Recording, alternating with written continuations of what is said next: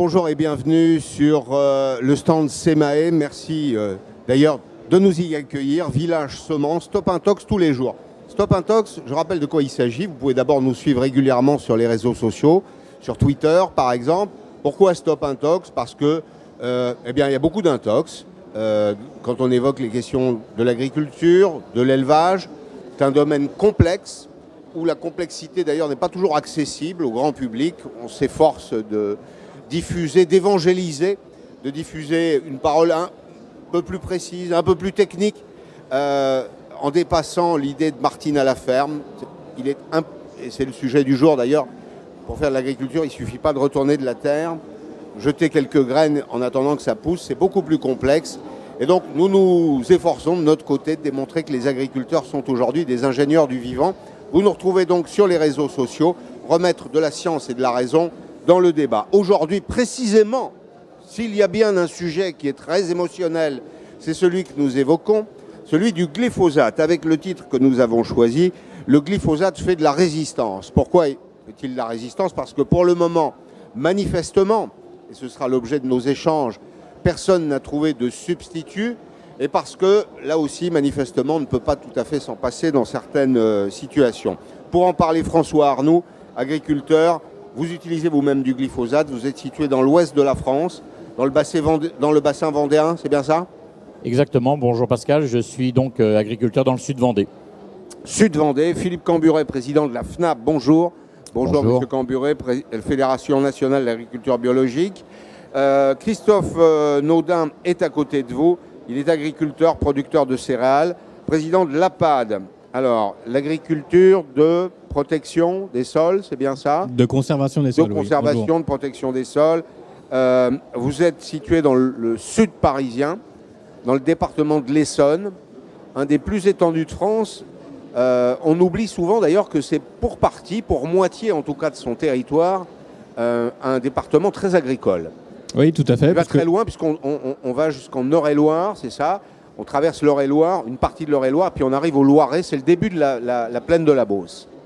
Alors effectivement, il y a le sud-ouest du département de l'Essonne qui est le début de la Beauce, jusqu'à Chartres, et même plus loin que Chartres. Et effectivement, après, en remontant, la moitié du département est urbain, et le sud, la moitié sud, est très rural, avec des productions céréalières et un tout petit peu d'élevage, encore aujourd'hui. Les champs ne sont jamais très loin de Paris. À quelques kilomètres de Paris, quand on utilise par exemple la nationale 118, on débouche sur les Ulysses, oui. Puis juste après, c'est la France agricole qui commence. Alors, première question, je vous l'adresse, Gilles Rivière-Wechstein, rédacteur en chef de la revue Agricole et Environnement. Merci d'être là. Bonjour Pascal. Vous avez publié un ouvrage qui s'intitule Glyphosate, l'impossible débat.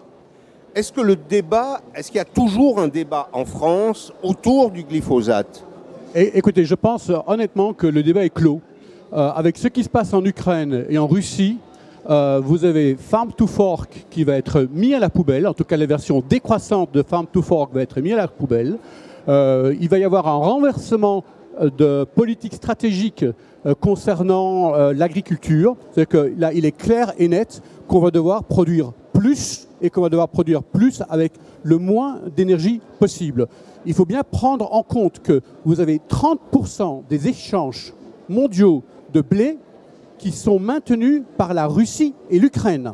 Oui. Donc vous avez 30% de blé, ça veut dire que ça va faire 30% des exportations. C'est ça qui peut faire le prix du blé. Vous avez vu qu'aujourd'hui, le prix du blé aujourd'hui conventionnel dépasse 350 € la tonne. Alors il était à 300 au début du conflit, il était déjà élevé.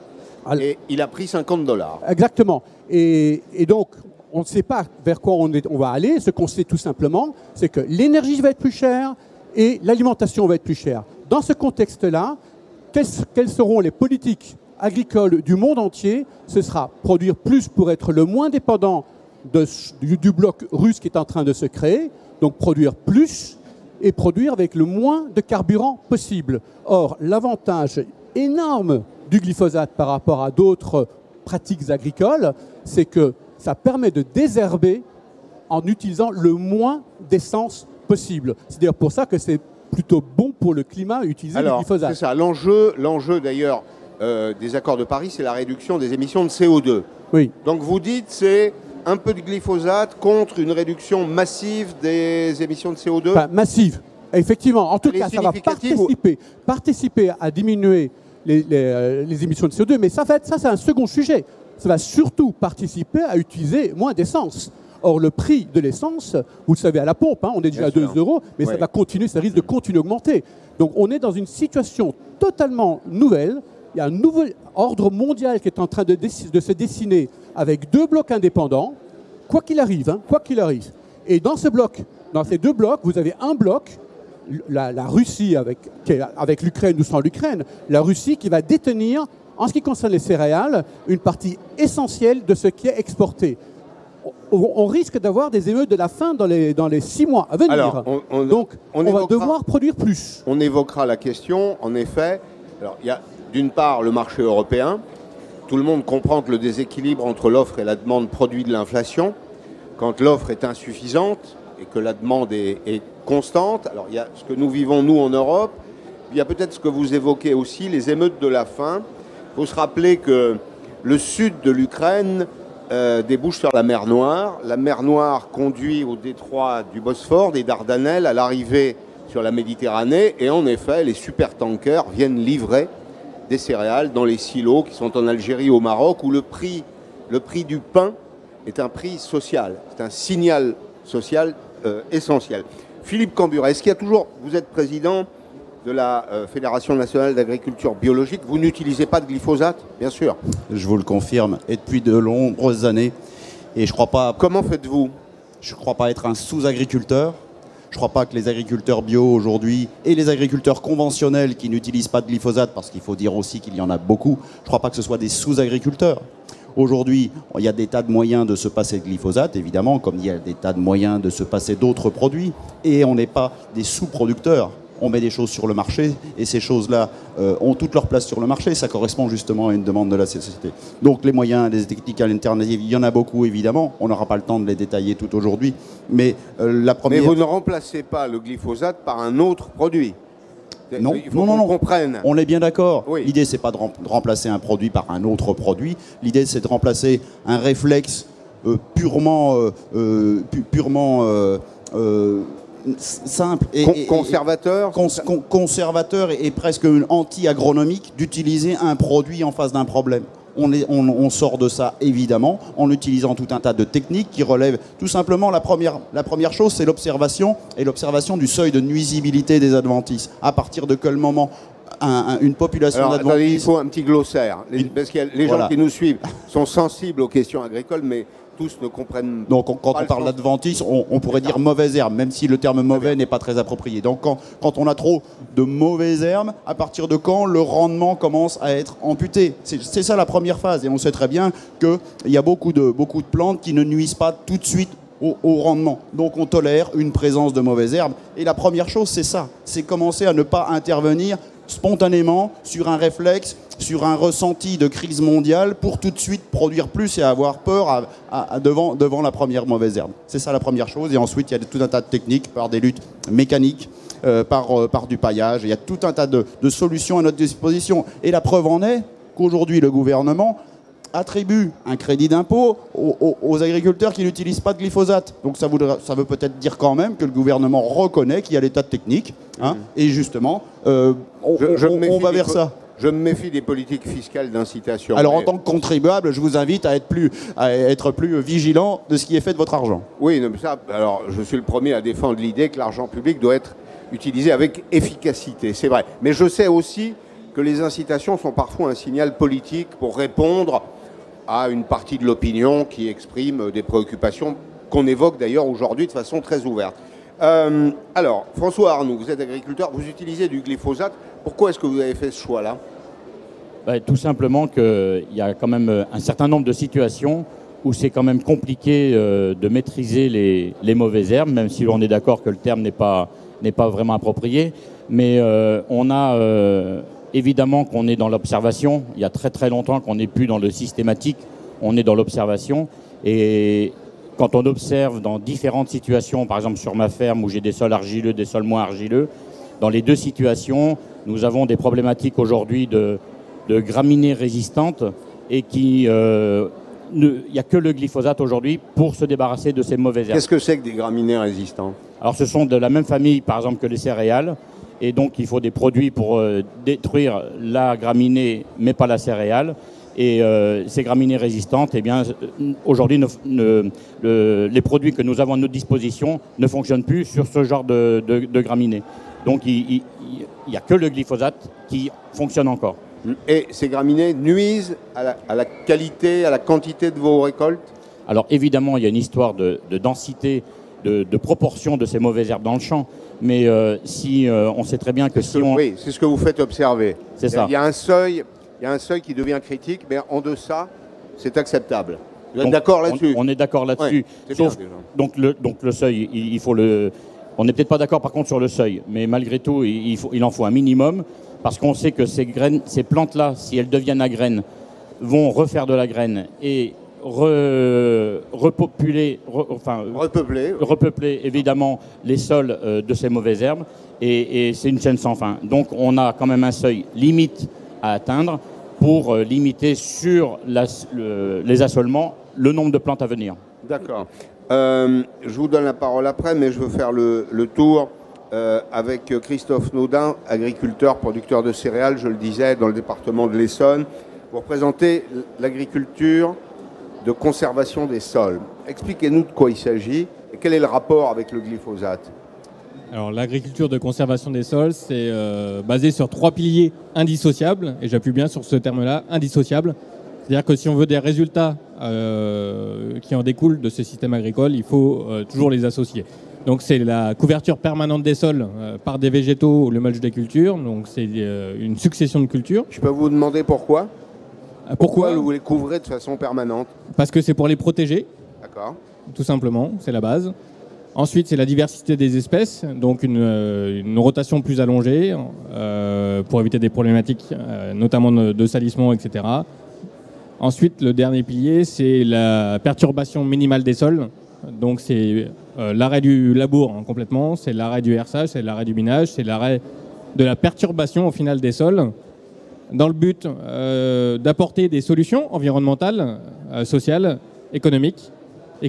Mais le citadin que je suis, le béotien, pense, et je crois qu'on est nombreux dans ce cas-là, que c'est bien de retourner le sol. Je me trompe?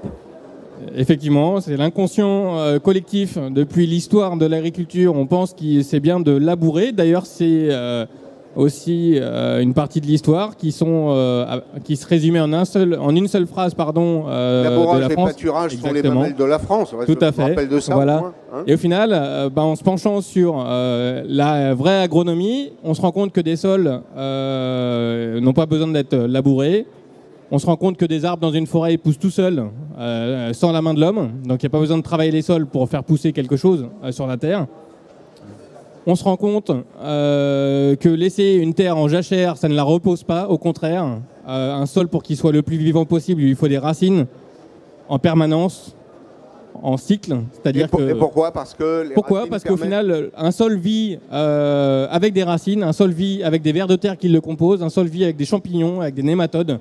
Et toutes ces choses-là qui font qu'un sol est vivant, c'est ce qui permet d'avoir un sol en bon état, un sol fertile, un sol qui, aujourd'hui, lutte activement dans le changement climatique. Et je veux rappeler aussi qu'Emmanuel Macron, notre président, a utilisé le mot « guerre » en mars 2020 pour dire que la France était en guerre contre le changement climatique. Et c'est un terme quand même important. Aujourd'hui, il ne faut pas l'oublier. Nous sommes tous agriculteurs ici, ou presque. Et nous subissons déjà actuellement le changement climatique, et ça on ne peut pas le nier.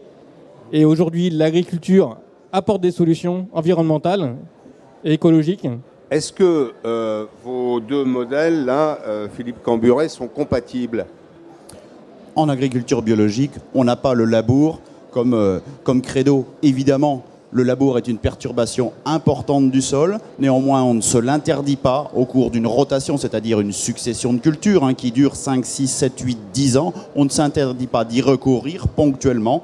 Et en plus, de toute façon, il faut aussi redire ce que c'est que le labour. C'est pas simple, c'est une opération technique qui peut prendre des formes très diverses. Alors justement, j'aimerais bien qu'on rentre dans le détail. Il y a des labours profonds, des labours de surface. Exactement. On est allé très très loin dans le labour jusqu'à il y a quelques années où on labourait 30, 40, jusqu'à 40 cm de sol dans certains cas, avec des consommations énergétiques catastrophiques.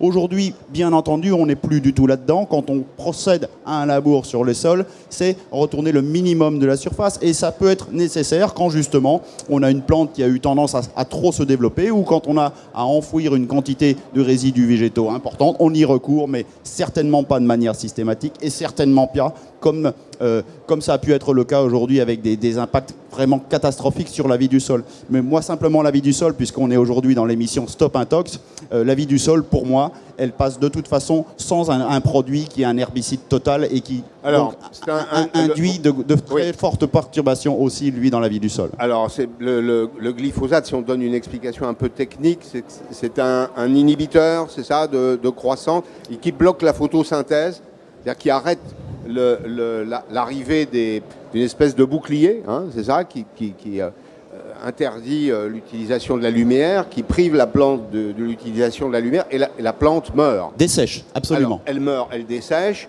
Est-ce que ça a pour autant, je pose la question à chacun d'entre vous, une influence sur la qualité du sol ? À partir du moment où on applique un produit qui a une action totale, c'est-à-dire sur tous les végétaux, forcément, on prive toute une catégorie d'êtres vivants de vie. Et donc, les équilibres nécessaires aux micro-organismes et aux animaux qui sont dans le sol, tous ces équilibres-là sont perturbés. Et c'est bien ça le problème, et c'est la raison pour laquelle, personnellement, je n'utilise pas de glyphosate. Alors, je comprends, mais est-ce que l'agriculture, de façon générale, j'essaye d'aller au bout de la niche, de mon raisonnement, est-ce que l'agriculture, de façon générale, ça ne perturbe pas les sols ? C'est-à-dire, soit on utilise un produit de synthèse, qui soit bien ou mal, c'est pas mon sujet, vous avez compris, soit on retourne la terre et on provoque, à chaque fois que vous retournez un élément naturel, vous provoquez un traumatisme. Alors, c'est un traumatisme de la flore, de la petite faune de surface. Bon, on m'explique très régulièrement qu'il n'y a plus de vers de terre quand on retourne la terre. Je ne sais pas si c'est vrai ou faux, mais bon, chaque modèle comporte une balance risque-bénéfice. On est d'accord là-dessus ? Absolument. Oui. Et donc, vous avez fait ce choix-là. Vous préférez quoi ? Un peu de glyphosate ? C'est beaucoup, je ne me rends pas compte. Les quantités ? Les quantités, alors effectivement, moi j'ai fait le choix de l'agriculture de conservation des sols qui ne perturbe pas les sols. Donc effectivement, et vous l'avez très bien dit Pascal, que c'est une histoire de compromis. Moi j'ai fait le choix de ne plus travailler les sols. Parce que pourquoi ? Parce que j'ai multiplié par 4 le nombre de vers de terre dans mes sols grâce à ne plus labourer. Effectivement, j'utilise du glyphosate. Mais là aussi, question... la moyenne c'est 1,5 litres hectare. Ah oui, question simple, parce que comme on avance par petites touches et que j'aimerais bien qu'on sorte de cette rencontre avec des connaissances supplémentaires, pourquoi est-ce qu'il est utile que votre terre soit peuplée de vers de terre ? Parce que c'est ce qui permet de la faire vivre et c'est un pari que je fais pour préserver le capital sol, qui est mon premier capital sur ma ferme. C'est un pari que je fais pour améliorer la qualité de mon sol, la fertilité, c'est-à-dire qu'il va regagner en fertilité, c'est-à-dire que je suis parti d'un pourcentage de matière organique de 2% et année après année, en utilisant l'agriculture de conservation des sols, cette fertilité-là augmente. J'ai, en pratiquant ce système-là, divisé par 2, voire 2,5 la consommation en carburant sur ma ferme. C'est-à-dire qu'aujourd'hui, je suis à 38 litres hectares, moisson comprise. Alors, c'est ça les émissions de CO2 que j'ai évoquées tout à l'heure. À chaque fois que vous faites passer un tracteur ou une machine, vous émettez du CO2. Et si on admet que c'est bien le sujet prioritaire, c'est important.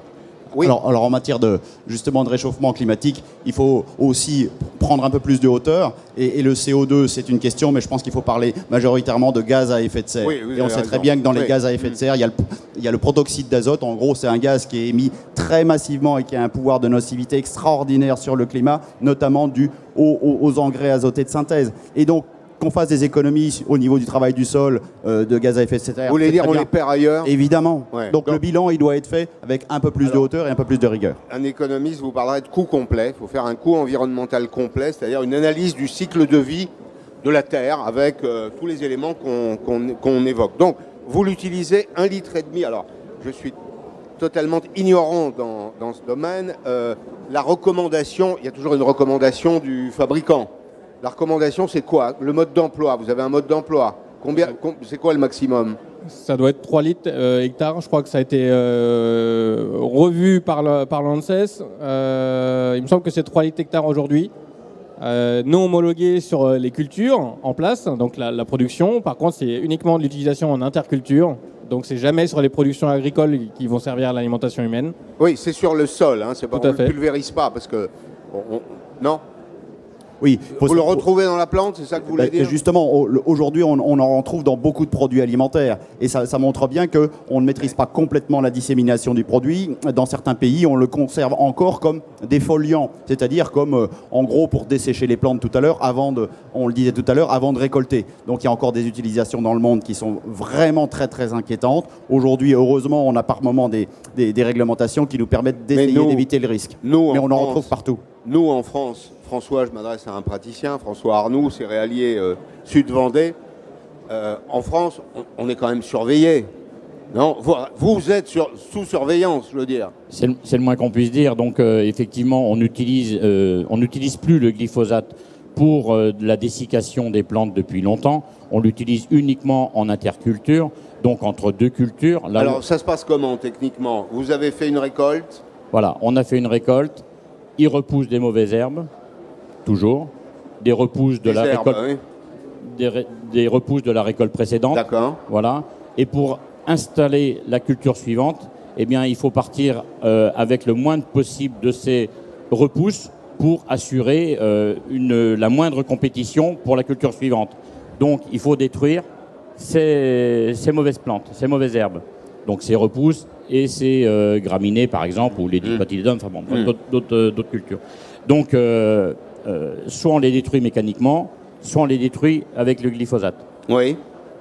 Alors, je tire le fil de ma réflexion. Vous voulez dire un mot, Gilles? Oui, parce que là, vous voyez bien, ce qui est très intéressant, c'est que vous avez 3 agriculteurs hyper compétents. Je pense que ces 3 agriculteurs, il n'y en a aucun des 3 qui sont en train de détruire leur sol. Je crois qu'il n'y en a aucun des 3 qui sont en train d'empoisonner la population. Ils ont des modes de production différents. Il y a un aspect supplémentaire dont on n'a pas parlé, et c'est pour ça que j'ai commencé par la question de la production, c'est qu'il y a aussi une question de productivité. Ça veut dire que... L'efficacité, vous voulez dire. L'efficacité, Oui. c'est qu'il faut voir combien on produit. Si vous avez la tonne de blé à 100 € la tonne, ou si vous avez une tonne de blé à 350 € la tonne... C'est le cas aujourd'hui. Ça n'a pas la même équation. Vous voyez, et produire le dernier quintot, aujourd'hui, dans une situation où le monde risque de manquer de nourriture, prend un sens tout à fait différent. Et donc, je pense que c'est pour ça que je vous ai dit en début, toute politique qui va vers la décroissance économique et la décroissance ou la déproductivité même, la déproductivité est très importante. Donc moi, je vous propose de poser une question à ces 3 messieurs, à leur demander quels sont leurs rendements à l'hectare, déjà pour avoir un critère. Vous me devancez, c'est très bien. Votre rendement, alors c'est vrai que quand vous dites, Gilles, le monde risque de manquer d'alimentation, moi je dirais que c'est surtout nous, Européens, qui risquons de manquer de céréales. Aujourd'hui, on est très dépendants quand même du marché ukrainien, du marché russe. Vous allez voir très vite, hein, effet de premier tour. L'effet de premier tour, c'est l'augmentation du prix des hydrocarbures. L'effet de second tour, c'est l'augmentation des coûts de production, de transformation, liés précisément au premier phénomène qui est celui de l'augmentation du prix des hydrocarbures. Et on importe quand même beaucoup. On est très dépendant. Et c'est d'ailleurs le principe de la mondialisation. Votre rendement à l'hectare, qu'est-ce que vous produisez? Du blé? Je produis du blé, oui. Alors, prenons du blé. Avec du glyphosate? Il est variable parce que je subis réellement les aléas climatiques, mais il y a moyen à 6 tonnes et demie, on va dire, entre 6,5 et 7,5 voilà. À l'hectare? À l'hectare, oui.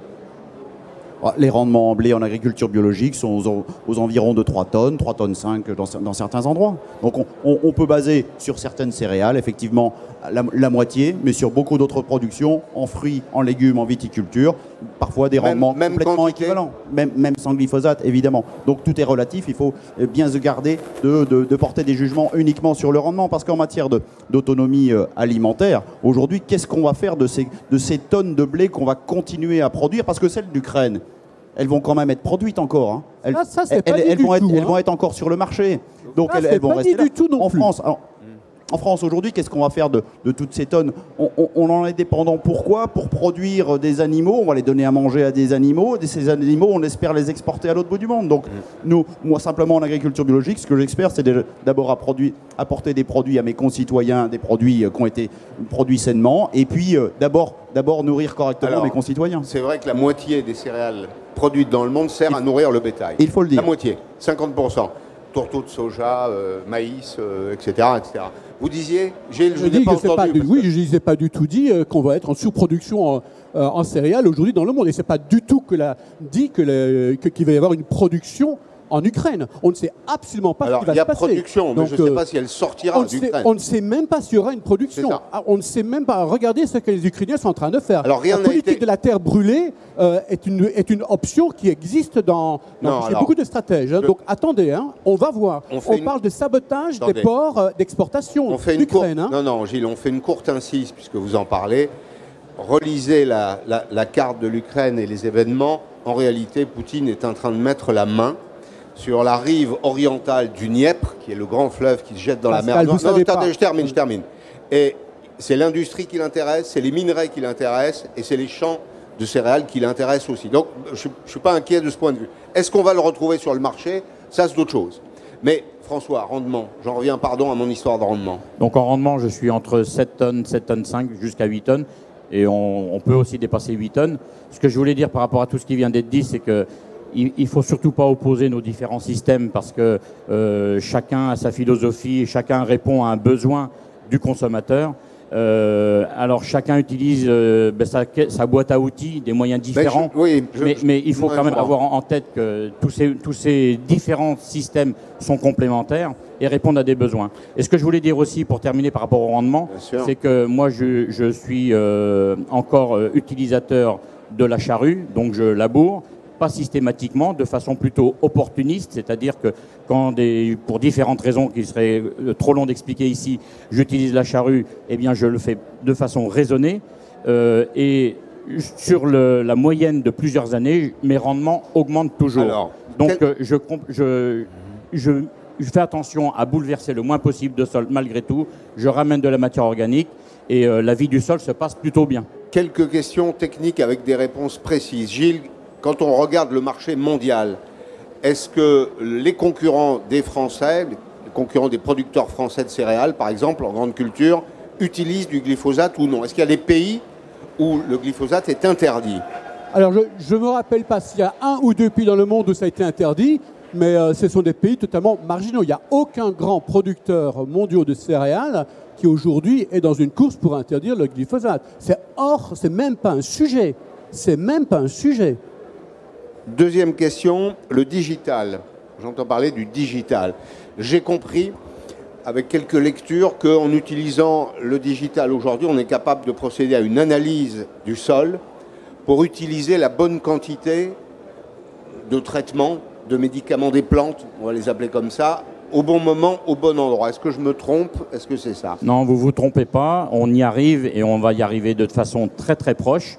C'est-à-dire qu'on va avoir les outils aujourd'hui capables de détecter la fameuse mauvaise herbe que l'on veut détruire et garder la bonne plante qui nous sert à produire. Et jusque-là, effectivement, on faisait sur l'ensemble de la parcelle parce qu'il n'y a pas moyen de faire autrement.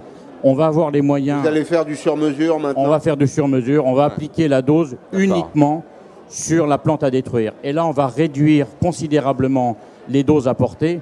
Il serait vraiment dommage à l'aube d'avoir ce matériel qui va nous permettre de réduire la quantité de médicaments des plantes, et en l'occurrence du glyphosate pour le sujet d'aujourd'hui, de s'en passer, qu'il soit interdit, alors qu'on va avoir le matériel pour le réduire encore plus. Et ça, on y arrive, ça va aller très très vite. On a déjà du matériel sur le marché qui arrive. D'accord. Question au passage, oui, je vous donne la parole, mais j'avais une question qui n'est pas directement liée à l'agriculture, quoique cette année, la SNCF, pour la première fois, cessait l'utilisation de glyphosate. Pourquoi? Parce que la SNCF désherbe ses voies. C'est bien ça. Qu'est-ce qu'ils utilisent à la place? Est-ce que quelqu'un le sait? Que font-ils? J'ai peut-être posé la colle du salon. Non, ils ont utilisé un produit qui est beaucoup, je ne me rappelle plus du nom du produit, mais dont le profil toxicologique est 1000 fois pire que le glyphosate, qui coûte beaucoup plus cher et qui est beaucoup moins efficace. Donc c'est vraiment le type exactement de ce que Philippe contestait, c'est l'idée de remplacer le glyphosate par un autre produit dont le profil toxicologique est beaucoup moins bon. Alors, c'est une aberration totale. Hein. Oui, ça c'est les voies de chemin de fer, c'est autre chose. Oui. Ouais, je voulais juste revenir sur la troisième révolution agricole présentée par Monsieur le ministre et la révolution numérique. j'espère juste que mes collègues qui vont s'engager dans cette voie-là ne vont pas justement diminuer leur capacité d'autonomie sur l'exploitation. Aujourd'hui, qu'est-ce qui va devenir quand on aura des problèmes techniques? Hein, on entend aujourd'hui dans le conflit actuel des risques sur les câbles qui relient les différents continents, même le fonctionnement même d'Internet. Des questions sont posées là-dessus, des questions sont posées aussi sur la disponibilité des les composants électroniques. Aujourd'hui, on a beaucoup de voitures qui ne sortent pas d'usine. Les semi-conducteurs. Voilà. Et donc, il y a tout cet aspect-là qui, à mon avis, commence à entamer largement sur l'autonomie des agriculteurs. Donc, moi, aujourd'hui, quand je vais utiliser des systèmes simples, proches de la nature, je suis à peu près maître de leur disponibilité. Et puis ensuite, il y a quand même toute la question de la consommation aussi énergétique de tous ces systèmes-là. Mais Philippe, est-ce que ce métier devenant très technique, je parle d'ingénieur du vivant, il ne faut pas s'adosser précisément, poser le débat en termes de ressources plus qu'en termes de contraintes. Oui, évidemment, moi aussi, comme journaliste, je suis peut-être plus dépendant aujourd'hui du numérique que l'étaient mes confrères il y a 2 générations, mais on continue de faire le même métier. Effectivement. Alors, moi, je suis tout à fait preneur de nouvelles technologies quand il s'agit de caractériser le sol et de caractériser toute l'hétérogénéité des sols. On a besoin de savoir plus de choses sur le fonctionnement du sol, et ça, il n'y a pas de problème. Mais à partir d'un moment, donnons et laissons la main à l'agriculteur sur les moyens qu'il va utiliser pour exploiter le mieux ce sol dans la meilleure harmonie possible. Mais en France, on n'est pas finalement dans cette agriculture multiple qui nous ressemble un peu, dans laquelle il y a la conservation des sols, il y a les agriculteurs en bio, il y a ceux qui utilisent en conventionnel une fois les molécules de synthèse, une autre fois autre chose. J'évoquais l'autre jour les vergers éco-responsables, c'est-à-dire on réintroduit des nuisibles dans la nature pour détruire d'autres nuisibles. Je vois ce modèle nulle part ailleurs. Non, je me trompe? Je ne le vois pas ailleurs, c'est franco-français. C'est justement effectivement ce qui représente la France et cette diversité des pratiques agricoles, tout simplement. C'est ce que je veux dire. Et chaque agriculteur a ses particularités, son terroir lui est propre. Et du coup, il utilise les solutions qu'il souhaite pour produire. Celles qui sont disponibles et adaptées. Question, il nous reste une grosse dizaine de minutes. Est-ce que, alors c'est la question qui fâche, on la pose à voix basse, est-ce que le glyphosate est cancérogène? Non, la réponse, il faut le dire à voix haute. Toutes les agences sanitaires du monde, toutes, sont celles qui mettent le produit sur le marché. Hein, les agences sanitaires du monde. L'ANSES en France, l'EFSA pour l'Europe, l'agence danoise, l'agence russe, l'agence américaine, l'agence japonaise, toutes les agences, il y en a 18 je pense dans le monde, se sont penchés sur le problème depuis qu'une alerte avait été donnée par le CIRC, le Centre international de recherche sur le cancer, en 2015, donc ça fait quand même 5 ans, et toutes sont absolument là-dessus unanimes. Il n'y a absolument pas de souci de cancérogénéité sur la question du glyphosate, ni de génotoxicité.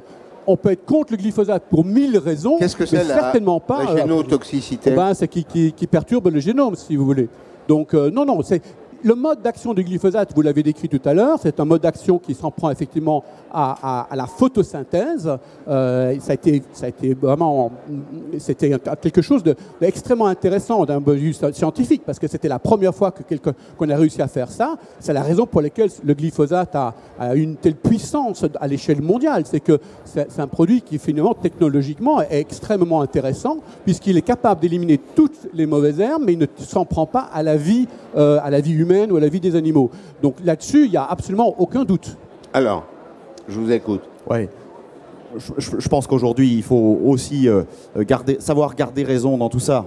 Effectivement, on peut se battre pendant des semaines et des semaines, chiffre contre chiffre, étude contre étude, et peut-être qu'il faut sortir de ça. En tout cas, il faut savoir quand même que le glyphosate, aujourd'hui, a été breveté comme antibiotique. Même s'il n'a pas été autorisé, il a été breveté comme antibiotique, il faut savoir ça. Il faut savoir aussi qu'on en a tous, vous, moi, en permanence, dans notre corps, dans nos aliments. Et deuxièmement, que le glyphosate n'est jamais utilisé pur aujourd'hui. Il est toujours utilisé en combinaison avec d'autres produits pour que justement il adhère aux feuilles. Les feuilles qu'on disait tout à l'heure, ils sont les récepteurs, les récepteurs. Oui. Voilà, si vous utilisez du glyphosate pur, le glyphosate n'aura pas son effet. Donc on est obligé d'utiliser des produits qui vont Mais on va le diluer dans l'eau. alors de l'eau, si Non. c'était que de l'eau, ça irait bien. Malheureusement, non. Il faut ajouter des tas d'autres produits pour que le produit colle, reste suffisamment longtemps sur les feuilles et pour que son effet soit au maximum. Et c'est là le problème, c'est que le glyphosate est utilisé avec tout un tas de ce qu'on appelle des adjuvants, comme on en a dans les médicaments. On sait qu'on a des tas de choses en dehors des matières actives dans les médicaments, et c'est là le problème. Aucune étude aujourd'hui ne peut certifier que le glyphosate et tous ses adjuvants sont complètement sains pour la santé. L'effet cocktail, est-ce qu'on peut parler d'effet cocktail? Vous évoquez l'effet cocktail, c'est ça? Oui. Ah, mais écoutez, on a des agences sanitaires qui mettent des produits. Ils ont mis les vaccins en marche, en route. Si vous voulez, si on ne peut pas avoir confiance dans toutes nos agences sanitaires, à ce moment-là, on change de monde, quoi. Parce que les agences sanitaires du monde entier connaissent tous ces arguments que Philippe met. Ils savent exactement quels sont les produits qui sont qui sont utilisés avec le glyphosate. Donc voilà, moi, je suis légaliste. Je pense que si 18 agents sur 18 vous disent on accepte le risque qui est mis avec le glyphosate, à ce moment-là, il faut arrêter de mettre le doute. Sans ça, on est dans le complotisme, là, anti-vaccin. Il faut arrêter ça. C'est une affaire risque-bénéfice. Enfin, oui, François, vous vouliez dire un mot? Oui, effectivement, il faut raison garder, mais il n'y a aucune étude aujourd'hui qui prouve qu'on a du glyphosate dans nos corps, dans les aliments, à des seuils inquiétants. Donc il faut effectivement raison garder, parce qu'on est complètement... On a vu aussi l'histoire des pisseurs volontaires qui ont voulu nous faire croire qu'on avait du glyphosate dans les urines. Tout tombe à l'eau depuis quelques mois en montrant que tout ça c'était une supercherie et que c'était pas donc la bonne méthode, et tout ça c'était pipé d'avance. Donc raison gardée. Et aussi, il y a les doses qui sont utilisées. C'est des produits qui ont été homologués au départ à 6 litres. On n'a jamais mis 6 litres, ou peut-être au tout début, mais on est beaucoup moins aujourd'hui. On est sur l'ordre de 1000-1200 grammes autorisés aujourd'hui à l'hectare dans certaines conditions. Donc on est vraiment sur des doses vraiment très minimes qui aujourd'hui assurent quand même la sécurité du produit. S'agissant des pisseurs volontaires, ça tombe à l'eau, François. Ce sera le petit clin d'œil de cette émission. Ça tombe toujours à l'eau quand il s'agit des pisseurs volontaires. Oui, je pense que on a des modèles différents, c'est parfait. Philippe n'utilise pas du glyphosate parce qu'il n'en a pas besoin dans son modèle, c'est parfait. Mais commencer à sous-entendre que ce produit-là pourrait provoquer quelque chose, c'est dire clairement que ce que mon ami Arnaud fait ou ce que vous faites, c'est potentiellement un problème de santé humaine. Et ça, c'est inacceptable. Philippe Cambure, est-ce que... Moi, je veux être très clair avec vous, j'achète bio aussi, je consomme bio parce que j'ai les moyens de le faire. Et je regrette que tout le monde n'ait pas les moyens d'accéder à une alimentation de qualité, qu'elle soit bio ou pas bio d'ailleurs. Mais est-ce que c'est vrai, Gilles pose une question, on ne joue pas un peu sur le registre des peurs là? Alors effectivement, mais... C'est le truc qu'on agite, vous savez, en disant « Attention, vous allez empoisonner vos gosses ». Il n'y a rien de plus terrible pour les parents, non? Évidemment. Ouais. Et des peurs, on en a qui nous arrivent tous les jours en permanence. Et donc, il faut juste s'appuyer sur de l'expérience, du temps qui passe. Et puis aussi peut-être faire des parallèles entre justement les différents domaines dans lesquels ces peurs apparaissent. Moi, je voudrais juste rappeler simplement qu'en matière de défense, soit des plantes, soit des êtres humains, on a le cas aujourd'hui, et vous le savez, suite à cette crise sanitaire, on se pose la question de l'immunité collective, on se pose la question des vaccins, on se pose la question aussi récemment des antibiotiques. Et on sait qu'on a des systèmes de résistance, la résistance aux vaccins, la résistance aux antibiotiques. La résistance au glyphosate, elle existe aussi. Aujourd'hui, on a des plantes qui arrivent, grâce à leur mutation naturelle, qui arrivent à échapper au champ du glyphosate. Donc aujourd'hui, on a tendance à sélectionner aussi, en quelque sorte, des chimères qui vont devenir de plus en plus difficiles à éliminer. Donc moi, j'arrive à les éliminer avec mes moyens. Mais est-ce qu'aujourd'hui, on ne va pas dans une surenchère et une fuite en avant pour aller toujours chercher le produit qui luttera contre ça? Donc je ne suis pas là pour être alarmiste, évidemment. Néanmoins, il faut savoir aussi faire des parallèles entre différents domaines. Donc aujourd'hui, la résistance, moi, c'est quelque chose qui me pèse parce que je suis, avec mes champs bio... Vous êtes à quel endroit? Je ne vous ai pas demandé. Moi, je suis agriculteur dans l'Yonne, en Bourgogne-Franche-Comté. D'accord, très bien. Et donc, voilà, s'il y a des phénomènes de résistance qui se produisent dans les champs voisins, je vais avoir cette inquiétude-là, d'autant plus qu'on sait très bien que ces plantes adventices dont on parlait tout à l'heure, elles poussent d'autant mieux qu'on leur apporte beaucoup d'engrais. Et aujourd'hui, elles ont beaucoup d'engrais qui sont normalement destinés aux plantes cultivées, mais elles en bénéficient. Elles en bénéficient aussi. Évidemment, donc oui. elles poussent beaucoup plus, elles produisent aussi beaucoup plus de graines. Et c'est un peu cette fuite en avant-là qui est quand même inquiétante. Alors, il nous reste 5 minutes. Vous vouliez dire un mot, François? Oui, alors quand on parle d'engrais utilisés, dans l'agriculture aujourd'hui conventionnelle, dite conventionnelle, encore une fois, le digital nous permet d'apporter la dose dont la plante a besoin. On a aujourd'hui des systèmes qui nous permettent de répondre exactement aux besoins, donc on ne surdensifie pas les apports d'engrais, notamment azotés. On est vraiment dans la finesse de ce que la plante a besoin. Donc on est très clair là-dessus. C'est de la dentelle du sur-mesure. Très bien, c'est ce que je retiendrai. Dernier point, il nous reste 5 minutes. Est-ce que le sort du glyphosate n'est pas lié aussi au sort de Monsanto, une entreprise qui très vite a été présentée, alors dans un contexte un peu plus large, qui est celui de l'affrontement des modèles économiques. C'est un peu des modèles économiques dont il est question. D'un côté, le productivisme, ce qu'on présente comme le productivisme. Je rappelle simplement qu'un des enjeux qui a été posé aux agriculteurs européens au lendemain de la guerre, la Deuxième Guerre mondiale, c'était de produire rapidement pour nourrir les Européens. C'était d'abord travailler sur la souveraineté. Et donc, c'est vrai, c'est le temps de la mécanisation, c'est le temps d'arrivée des phytosanitaires. Mais derrière le glyphosate, il y a Monsanto. Est-ce que c'est une des explications des phénomènes de polarisation autour de ce produit? Non, mais bien entendu, c'est évident. Maintenant, il n'y a plus Monsanto, puisque Monsanto a été racheté par Bayer. Bon, oui, mais c'était le cas avant. À peu près la même chose. Mais c'est évident, parce que quand le cirque avait déclaré qu'il y avait un problème potentiel avec le glyphosate, 2 autres produits avaient été mis dans le même panier. On n'en a jamais entendu parler et ça n'a jamais fait débat de quoi que ce soit.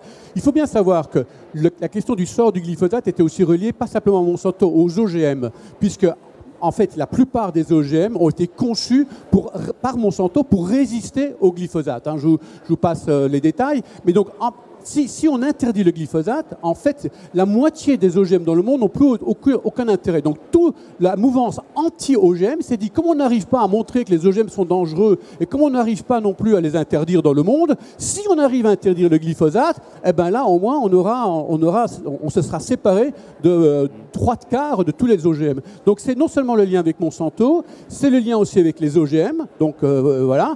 Et aujourd'hui, il faut dépassionner tout ça. Il faut vraiment voir. D'autant plus que honnêtement, le chiffre d'affaires de Bayer concernant le glyphosate, c'est peanuts. Le glyphosate, c'est une molécule aujourd'hui qui est dans le domaine public. Et d'ailleurs, c'est produit aussi par... Elle est copiée par les Chinois. Par les Chinois et par les Danois, par exemple. Les Danois, pays très écologistes, produisent du glyphosate et utilisent du glyphosate. Alors, 90% du glyphosate utilisé dans le monde ne vient pas de chez Bayer. Exactement. Ce sont ce qu'on appelle dans la grande distribution des MDD, des marques de distributeurs. En effet, la molécule est passée dans l'espace public. Vous comprenez aussi cette dimension-là, un peu idéologique, qui fausse d'ailleurs les éléments du débat. Moi, je ne suis pas pour les débats entre techniciens, entre ingénieurs. Je pense que c'est un sujet qui intéresse l'opinion. Il faut lui fournir des éléments. Mais est-ce qu'il n'y a pas quand même quelques biais idéologiques derrière l'hostilité au glyphosate? Le biais idéologique, moi, je le pense encore tout à fait sain et tout à fait justifié. Quel bilan on pourrait faire si jamais on était dans un monde où il n'y avait pas d'opposition au glyphosate, pas d'opposition au GM? Oui. Là, la question qui se pose, c'est l'appropriation du vivant. L'appropriation du vivant par l'appropriation des cultures alimentaires, des cultures alimentaires, des produits animaux et finalement toute l'alimentation qui s'approprie ça. Ça pourrait presque s'associer aussi au débat sur les enjeux d'accaparation des terres dans certaines zones du monde, où aujourd'hui on sait que c'est des enjeux stratégiques forts. Donc est-ce qu'on confie à simplement quelques interlocuteurs pour l'ensemble du monde d'aussi grandes responsabilités sur le vivant, donc sur les graines d'un côté, sur les produits de protection des plantes, sur les engrais? Est-ce qu'on fait ce choix délibéré de leur confier toute cette responsabilité-là? Moi, je pense qu'il faut vraiment se poser la question. Et heureusement, aujourd'hui encore, on se pose cette question-là. Et je pense que ce débat est très sain pour la société. Et ça fait partie justement des enjeux dont elle doit se saisir en permanence. Eh bien, j'espère que nous avons contribué à l'éclairer aujourd'hui. J'espère aussi. Ce débat. Merci beaucoup à tous les quatre. Merci. Gilles Rivière-Wechstein, rédacteur en chef de la revue Agriculture et Environnement.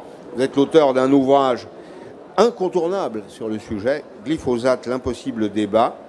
Merci à votre voisin François Arnaud. Merci Pascal. D'avoir prolongé son séjour parisien pour rester avec nous dans Stop Intox, agriculteur dans le sud Vendée. Merci Philippe Camburet. Vous êtes président de la FNAB, Fédération nationale de l'agriculture biologique. Et puis merci aussi, alors c'est notre voisin, on est plus voisin dans le domaine de la géographie, hein, Christophe Naudin, agriculteur producteur de céréales, président de l'APAD Sud parisien. Le Sud Paris, c'est le département de l'Essonne. C'est ça, merci. Merci à tous les quatre.